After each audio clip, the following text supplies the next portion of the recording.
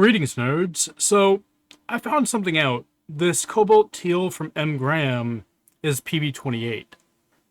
So, I'm curious how this stacks up against PG50 Cobalt Teal and how this works. So, we have a little bit of both of these. I had to go out of my way to make some PB28 acrylic because you just cannot find it anywhere in the market. I'm sure some company has it. Perhaps M. Graham has it in acrylic, and I just didn't see it. But we're curious how this works in a primary system. We have some quinacridone magenta from Golden.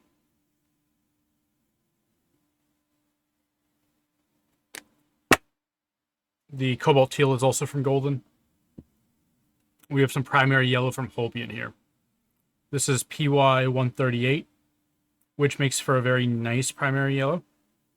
And it's a single pigment too, unlike most. However, its permanency rating is pretty substandard, so I only use it for tests of this nature. So, grab some of that. Makes a very, very nice green. For control. Now, I put the oil paint on here as well for a couple reasons. One, I don't know if I made the PB28 correctly, so if I didn't, I'm going to be using the oil paint for the tests. Grab that. Grab more of the PG50.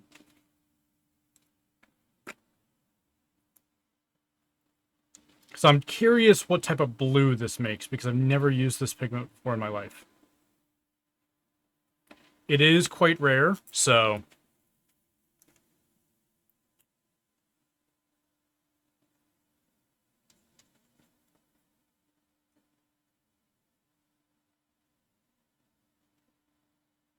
Yeah, it kind of makes a... This does exactly what it did in the Cyan video. It kind of makes a muddy blue.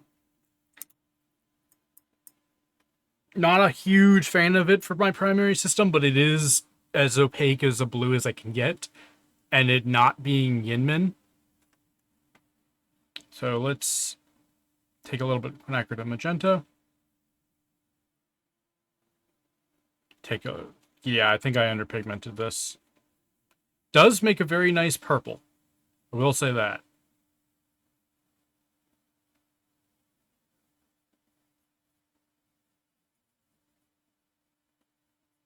But yeah, that quinacridone magenta is very, very potent here. So let's grab this and do a green test real quick. Yeah, that's really underpigmented.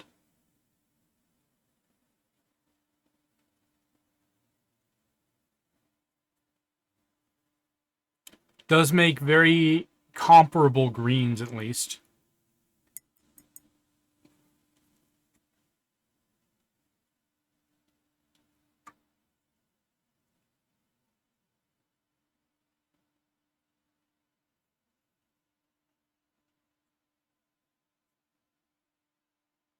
The blue that comes out of this is actually, as you can see, way less muddy than that.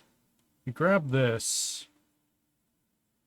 Now, let's also just check this real quick. I have quinacridone magenta from Williamsburg right here.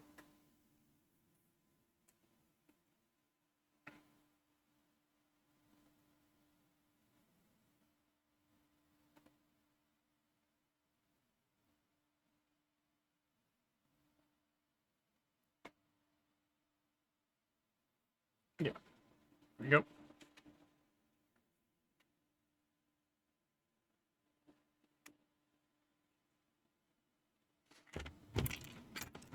All right, so just to make sure that I didn't underpigment it,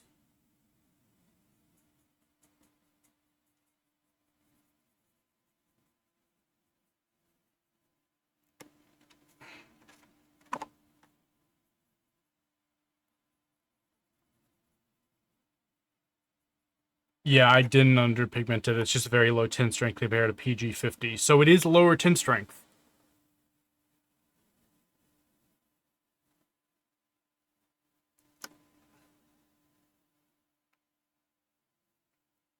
Massively lower. Now let's see the blue that we can get out of here. Because this also might completely be a different pigment, too.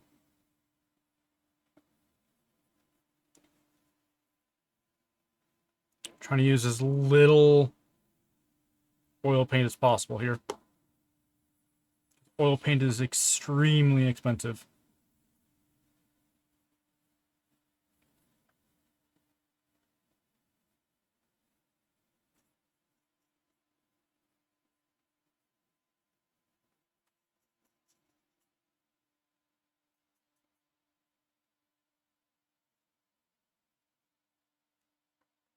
Yeah, that's about the same.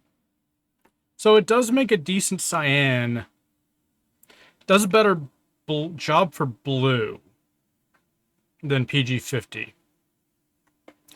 I do think that is probably a much better substitute to typical PG50. However, I do see a problem here in that its tint strength is just really low compared to everything else. Like, the tint strength for this is not super high. The PY138. But it doesn't overpower it like it does the this gets so overpowered by that when the PG50 doesn't. The PG50 actually did very well at that job. So I probably having both on a palette would be good, depending on tint strength, but lower tint strength sometimes is better. At the same time, man, that's a tiny little bit of quinacridone magenta did that. Tiny, tiny, tiny bit. Huh. Yeah. It's a good cyan, but I don't know if it's going to be mainstay on my palette. I'm definitely going to have to get a tube of PG50 to replace this. Though I will probably use this simply because the blues that you make from it are so much better. They are definitely less muddy. They're more clarified. So that's a hard one. I guess that just comes down to opinion. Like what you're after. Rather than, yeah. Well, thanks for sticking with me for this experiment that I did here for a pigment I've never used before. So, yeah. Bye.